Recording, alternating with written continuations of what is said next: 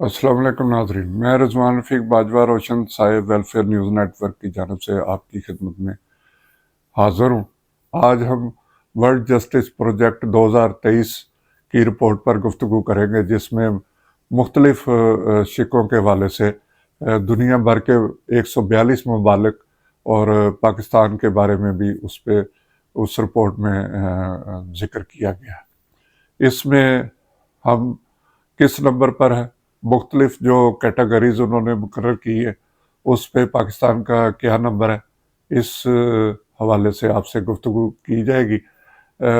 اس کی تفصیلات آپ سوشل میڈیا پہ اور ان کی سائٹ پہ جا کے دیکھ سکتے ہیں کہ دیگر جو ممالک ہیں ان کی کیا پوزیشن ہے، لیکن ہم اس خطے کے بارے میں تھوڑا آپ کو بتائیں گے کہ جو افغانستان کے حوالے سے اس رپورٹ میں درج ہے وہ ہم سے نیچے کی کیٹیگری میں ہے، جبکہ چین اور بھارت ہم سے بہتر پوزیشن میں ہے۔ تو اس میں ہم پاکستان پہ ہی فوکس رکھیں گے کہ یہاں پہ مختلف جو کیٹیگریز انہوں نے مقرر کی ہیں اس میں ہمارا نمبر کس پہ آتا ہے۔ اس میں جو خاص دیکھنے کی چیز ہے جو عام آدمی سے وابستہ ہے، ان چند کیٹیگریز پہ آپ کے ساتھ گفتگو ہوگی۔ اوورآل اس میں جو ہمارا نمبر ہے وہ 130 پر ہے۔ 2022 میں جب یہ رپورٹ پیش کی گئی تھی اس میں ہمارا نمبر 129 پر تھا۔ اب ایک درجہ ہم مزید نیچے آئے ہیں۔ اسی طرح جب 2015 میں یہ رپورٹ دینے کا سلسلہ شروع ہوا تھا ورلڈ جسٹس پروجیکٹ کی جانب سے، تو اس وقت اوورآل ہمارا نمبر 95 پہ تھا۔ اب مسلسل یہ 8واں سال ہے، اس میں ہمارا جو مختلف کیٹیگریز ہیں اس میں ہمارا معیار جو ہے وہ نیچے آتا آتا اب 130 پر پہنچ گیا۔ تو یہ قانون نافذ کرنے والے اداروں، عدلیہ اور خاص طور پہ حکومت، پارلیمنٹ، ان سب کی ذمہ داری ہے کہ وہ اس کو دیکھیں۔ اس سے پہلے جب 2022 میں یہ رپورٹ شائع ہوئی تھی تو اس میں عدلیہ کی طرف سے کافی تحفظات کا اظہار کیا گیا تھا۔ انہوں نے اس رپورٹ کو مسترد کر دیا تھا ایک طرح سے۔ بہرحال اب اس سال یہ رپورٹ دوبارہ جب سامنے آئی ہے تو اس میں جو درج ہے اس کے مطابق ہم پچھلے سال 129 نمبر پہ تھے، اس سال ہمارا نمبر مزید 1 پوائنٹ گرا ہے اور اب ہم 130 پر پہنچ گئے ہیں۔ اس میں سب سے پہلے جس بات کا میں ذکر کروں گا وہ عوام کو بنیادی حقوق کے متعلق ہے، فنڈامنٹل رائٹس۔ اس پہ ہمارا جو رپورٹ کے مطابق نمبر ہے وہ 125 پر ہے۔ اب یہ ایک ترقی پذیر ملک اور جس طرح ہم معاشی حالات میں گھرے ہوئے ہیں یا سیاسی عدم استحکام ہے، اس میں یہ نمبر مزید تشویش کا باعث ہے، اور یہ مسلسل یہاں پہ گزشتہ کئی سالوں سے یہ صورتحال دیکھنے میں آ رہی ہے۔ اس خطے میں جو ہمارے ہمسایہ ممالک کی وجہ سے جو ہمارے ملک پہ خرابیاں اثر انداز ہو رہی ہیں، اس کے باعث ملک کے تمام ادارے اپنی وہ کارکردگی دکھانے میں کامیاب نہیں ہو رہے جو کہ عوام کے لیے ایک بنیادی حقوق دینے کے لیے ہوتے ہیں۔ اس پہ تمام اداروں کو غور کرنا چاہیے، کیونکہ آئین میں درج ہے کہ جو حکومت عوام کو بنیادی حقوق نہیں دے سکتی اسے رہنے کا کوئی حق نہیں ہے۔ یہ واضح طور پہ آئین کے جو 1973 کا، جسے ہم متفقہ آئین سب لوگ کہتے ہیں، اس میں یہ درج ہے۔ تو تمام اداروں کو آئین کی روح سے فیصلے کرنے کی ضرورت ہے تاکہ عوام کو ان کے حقوق بہتر انداز میں مل سکے۔ اسی طرح کرپشن کا اگر ذکر کریں تو اس میں بھی ہمارا نمبر 123 پہ پہنچ چکا ہے۔ اب بہت سے ادارے ہیں اس کرپشن کے حوالے سے، اینٹی کرپشن ہے، پھر خاص طور پہ نیب ہے جو صرف اس لیے بنایا گیا کہ ملک میں کرپشن ختم ہو۔ تو حکومت کے ساتھ ان اداروں کی کارکردگی کو دیکھنا چاہیے۔ حکومت کو چاہیے کہ وہاں ایسے لوگوں کو لائے جو ملک کی بہتری کے لیے کام کریں اور کرپشن کو جڑ سے اکھاڑ پھینکیں، کیونکہ جتنی زیادہ یہاں پہ کرپشن ہوگی اتنا ہی دوسرے ممالک میں پاکستان کی عزت جو ہے اس میں کمی ہوگی۔ ہماری لیڈرشپ ہو، ہماری بیوروکریسی ہو، جہاں بھی کرپشن پائی جاتی ہے اس پہ سخت اقدامات کرنے کی ضرورت ہے تاکہ یہ جو نمبرز گر رہے ہیں ہر سال اس میں بہتری آ سکے۔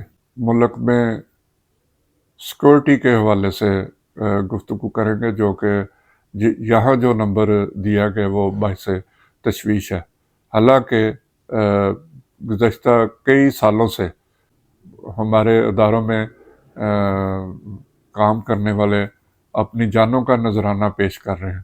وہ ملک کی خاطر اپنی ذاتی خواہشات کو ختم کر کے ملک کی سرحدوں کی حفاظت کر رہے ہیں، اور ان کے ساتھ منسلک دوسرے ادارے، وہ پولیس ہو یا دیگر جو بھی سیکورٹی کے ادارے ہیں، ان کی بے پناہ قربانیاں۔ میرا خیال ہے کہ جتنی قربانیاں پچھلی کئی دہائیوں سے پاکستان کے سیکورٹی اداروں نے دی ہیں، شاید ہی دنیا میں کہیں اس کی اور مثال ملتی ہو۔ تو اس کے باوجود یہاں کی صورتحال جو بتائی گئی ہے رپورٹ میں وہ تشویشناک ہے۔ تو اس پہ اس کی بہتری کے لیے اقدامات کرنے کی ضرورت ہے۔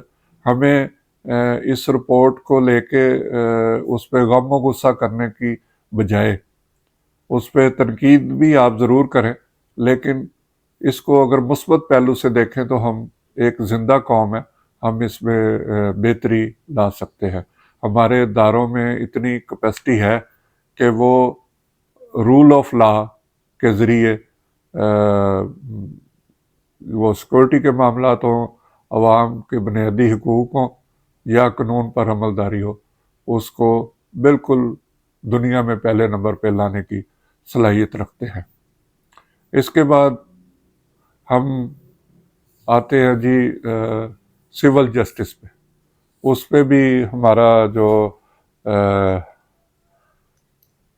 سول جسٹس پہ ہمارا نمبر 129 پہ پہنچ گیا ہے، اور جو کریمنل جسٹس ہے اس پہ ہمارا نمبر 99 پہ ہے۔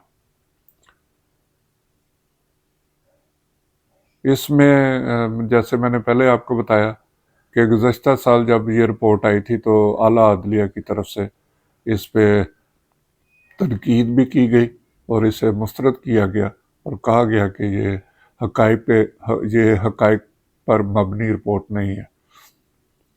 انہوں نے جس طرح اس کا جائزہ لیا وہ بہتر، ہم اسے کوئی غلط نہیں کہہ رہے، ہماری عدلیہ ہمارے لیے وہ معزز ہے، لیکن یہ ہر سال جو معیار گرتا جا رہا ہے اس میں بہتری کے لیے اقدامات کرنے کی ضرورت ہے۔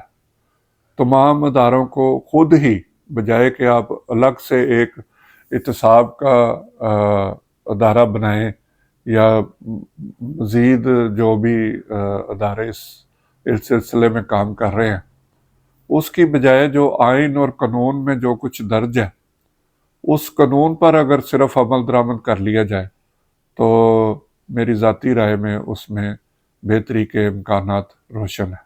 جیسا میں نے پہلے بتایا کہ ہم ایک بہادر قوم ہیں، ہم نے یہ ملک ہمارے آباء و اجداد نے بے پناہ قربانیاں دے کے حاصل کیا۔ ہماری لیڈرشپ نے اس کے لیے اپنی جانیں گنوائیں۔